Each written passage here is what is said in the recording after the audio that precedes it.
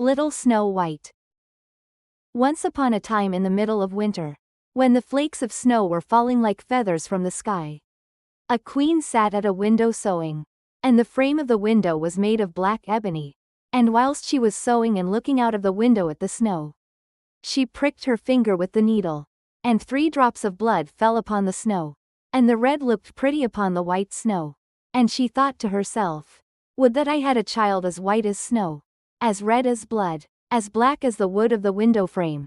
Soon after that she had a little daughter, who was as white as snow, and as red as blood, and her hair was as black as ebony, and she was therefore called Little Snow White. And when the child was born, the queen died. After a year had passed, the king took to himself another wife. She was a beautiful woman, but proud and haughty, and she could not bear that anyone else should surpass her in beauty. She had a wonderful looking glass, and when she stood in front of it and looked at herself in it, and said, looking glass, on the wall, who in this land is the fairest of all? The looking glass answered, thou, O queen, art the fairest of all. Then she was satisfied, for she knew that the looking glass spoke the truth. But Snow White was growing up, and grew more and more beautiful, and when she was 7 years old she was as beautiful as the day, and more beautiful than the queen herself. And once when the queen asked her looking glass, on the wall, who in this land is the fairest of all? It answered, thou art fairer than all who are here, Lady Queen, but more beautiful still is Snow White, as I ween. Then the queen was shocked, and turned yellow and green with envy. From that hour, whenever she looked at Snow White, her heart heaved in her breast. She hated the girl so much, and envy and pride grew higher and higher in her heart like a weed, so that she had no peace day or night. She called a huntsman, and said, take the child away into the forest. I will no longer have her in my sight. Kill her, and bring me back her heart as a token. The huntsman obeyed, and took her away. But when he had drawn his knife, and was about to pierce Snow White's innocent heart, she began to weep, and said, ah, dear huntsman, leave me my life. I will run away into the wild forest, and never come home again. And as she was so beautiful, the huntsman had pity on her and said, run away, then, you poor child. The wild beasts will soon have devoured you, thought he, and yet it seemed as if a stone had been rolled from his heart, since it was no longer needful for him to kill her. And as a young boar just then came running by, he stabbed it, and cut out its heart and took it to the queen as proof that the child was dead. The cook had to salt this, and the wicked queen ate it, and thought she had eaten the heart of Snow White. But now the poor child was all alone in the great forest, and so terrified that she looked at every leaf of every tree, and did not know what to do. Then she began to run, and ran over sharp stones and through thorns, and the wild beasts ran past her, but did her no harm. She ran as long as her feet would go until it was almost evening. Then she saw a little cottage and went into it to rest herself. Everything in the cottage was small, but neater and cleaner than can be told. There was a table on which was a white cover, and 7 little plates, and on each plate a little spoon. Moreover, there were 7 little knives and forks, and 7 little mugs. Against the wall stood 7 little beds side by side, and covered with snow white counterpanes. Little Snow White was so hungry and thirsty that she ate some vegetables and bread from each plate, and drank a drop of wine out of each mug, for she did not wish to take all from one only. Then, as she was so tired, she laid herself down on one of the little beds, but none of them suited her. One was too long, another too short, but at last she found that the 7th one was right, and so she remained in it, said a prayer and went to sleep. When it was quite dark, the owners of the cottage came back. They were 7 dwarfs who dug and delved in the mountains for ore. They lit their 7 candles, and as it was now light within the cottage, they saw that someone had been there, for everything was not in the same order in which they had left it. The first said, who has been sitting on my chair? The second, who has been eating off my plate? The third, who has been taking some of my bread? The fourth, who has been eating my vegetables? The fifth, who has been using my fork? The sixth, who has been cutting with my knife? The seventh, who has been drinking out of my mug? Then the first looked round and saw that there was a little hole on his bed.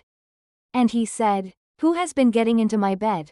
The others came up and each called out, "Somebody has been lying in my bed too." But the seventh, when he looked at his bed, saw little Snow White, who was lying asleep therein. And he called the others, who came running up, and they cried out with astonishment, and brought their 7 little candles, and let the light fall on little Snow White. "Oh, heavens! Oh, heavens!" cried they. "What a lovely child!" And they were so glad that they did not wake her up, but let her sleep on in the bed. And the 7th dwarf slept with his companions, 1 hour with each, and so got through the night.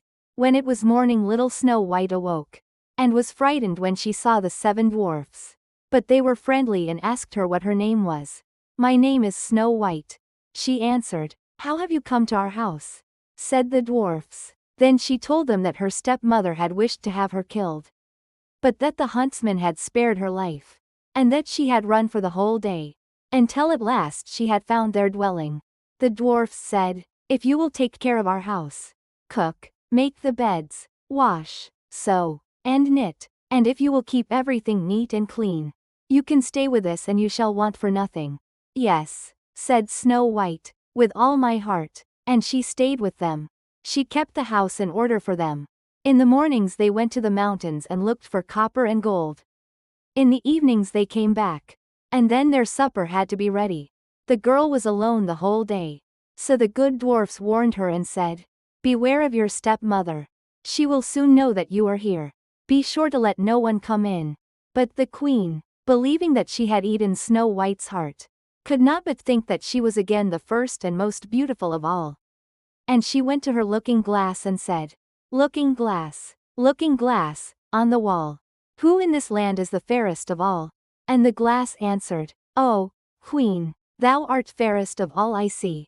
But over the hills, where the 7 dwarfs dwell, Snow White is still alive and well, and none is so fair as she."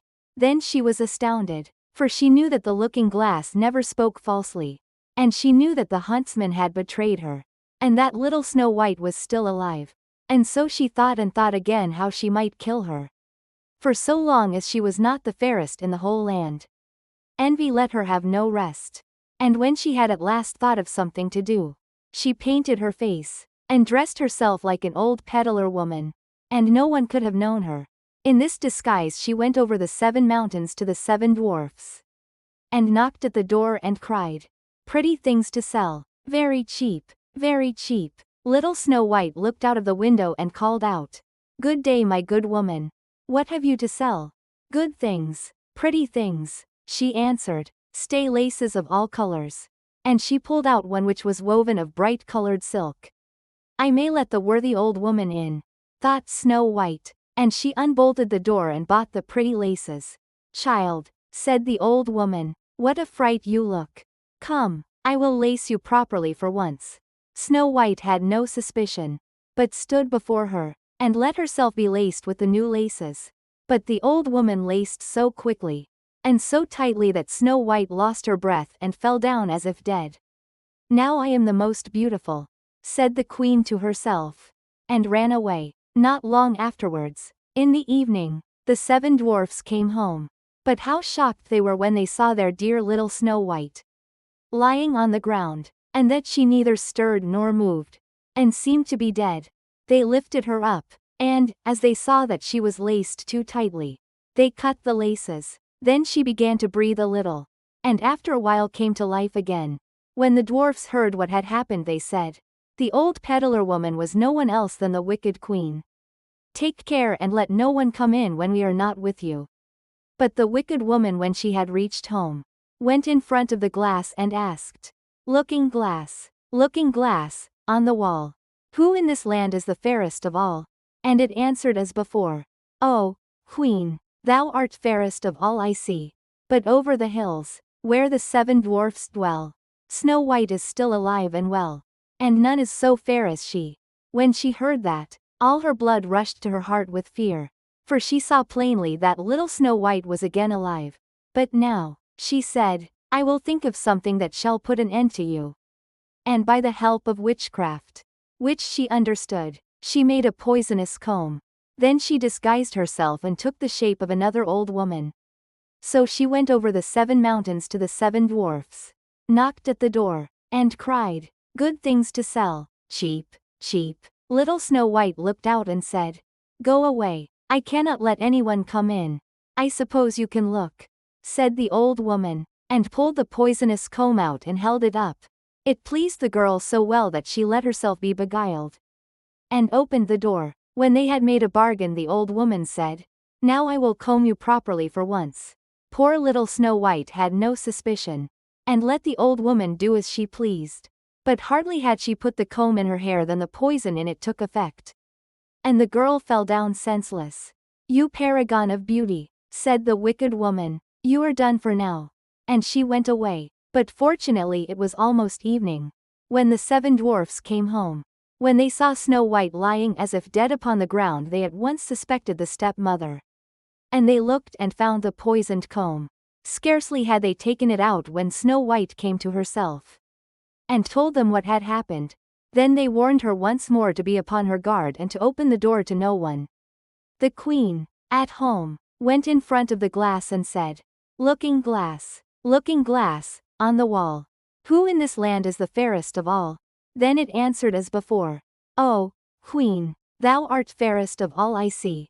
But over the hills, where the 7 dwarfs dwell, Snow White is still alive and well, and none is so fair as she." When she heard the glass speak thus, she trembled and shook with rage. "Snow White shall die," she cried, "even if it costs me my life." Thereupon she went into a quite secret, lonely room, where no one ever came, and there she made a very poisonous apple. Outside it looked pretty, white with a red cheek, so that everyone who saw it longed for it. But whoever ate a piece of it must surely die. When the apple was ready, she painted her face, and dressed herself up as a country woman. And so she went over the 7 mountains to the 7 dwarfs. She knocked at the door. Snow White put her head out of the window and said, "I cannot let anyone in. The 7 dwarfs have forbidden me." "It is all the same to me," answered the woman. "I shall soon get rid of my apples. There, I will give you one." "No," said Snow White, "I dare not take anything." "Are you afraid of poison?" said the old woman. "Look, I will cut the apple in 2 pieces. You eat the red cheek, and I will eat the white." The apple was so cunningly made that only the red cheek was poisoned. Snow White longed for the fine apple, and when she saw that the woman ate part of it, she could resist no longer, and stretched out her hand and took the poisonous half. But hardly had she a bit of it in her mouth than she fell down dead. Then the queen looked at her with a dreadful look, and laughed aloud and said, "White as snow, red as blood, black as ebony wood, this time the dwarfs cannot wake you up again." And when she asked of the looking glass at home, looking glass, on the wall, who in this land is the fairest of all?" it answered at last, "Oh, queen, in this land thou art fairest of all." Then her envious heart had rest, so far as an envious heart can have rest. The dwarfs, when they came home in the evening, found Snow White lying upon the ground. She breathed no longer and was dead. They lifted her up, looked to see whether they could find anything poisonous, unlaced her, combed her hair, washed her with water and wine. But it was all of no use. The poor child was dead, and remained dead. They laid her upon a bier, and all 7 of them sat round it and wept for her, and wept 3 days long. Then they were going to bury her, but she still looked as if she were living, and still had her pretty red cheeks. They said, "We could not bury her in the dark ground." And they had a transparent coffin of glass made, so that she could be seen from all sides. And they laid her in it, and wrote her name upon it in golden letters, and that she was a king's daughter. Then they put the coffin out upon the mountain, and one of them always stayed by it and watched it. And birds came too, and wept for Snow White. First an owl, then a raven, and last a dove. And now Snow White lay a long, long time in the coffin, and she did not change, but looked as if she were asleep. For she was as white as snow, as red as blood, and her hair was as black as ebony. It happened, however, that a king's son came into the forest, and went to the dwarf's house to spend the night. He saw the coffin on the mountain, and the beautiful Snow White within it, and read what was written upon it in golden letters. Then he said to the dwarfs, "Let me have the coffin. I will give you whatever you want for it." But the dwarfs answered, "We will not part with it for all the gold in the world." Then he said, "Let me have it as a gift. For I cannot live without seeing Snow White. I will honor and prize her as my dearest possession." As he spoke in this way, the good dwarfs took pity upon him and gave him the coffin. And now the king's son had it carried away by his servants on their shoulders. And it happened that they stumbled over a tree stump, and with the shock the poisonous piece of apple which Snow White had bitten off came out of her throat. And before long she opened her eyes, lifted up the lid of the coffin, sat up, and was once more alive. "Oh, heavens, where am I?" she cried. The king's son, full of joy, said, "You are with me," and told her what had happened, and said, "I love you more than everything in the world. Come with me to my father's palace. You shall be my wife." And Snow White was willing, and went with him, and their wedding was held with great show and splendor. But Snow White's wicked stepmother was also bidden to the feast. When she had arrayed herself in beautiful clothes, she went before the looking-glass, and said, "Looking glass, on the wall, who in this land is the fairest of all?" The glass answered, "Oh, queen, of all here the fairest art thou. But the young queen is fairer by far as I trow." Then the wicked woman uttered a curse, and was so wretched, so utterly wretched, that she knew not what to do. At first she would not go to the wedding at all, but she had no peace, and must go to see the young queen. And when she went in she knew Snow White, and she stood still with rage and fear, and could not stir. But iron slippers had already been put upon the fire, and they were brought in with tongs, and set before her. Then she was forced to put on the red-hot shoes, and dance until she dropped down dead.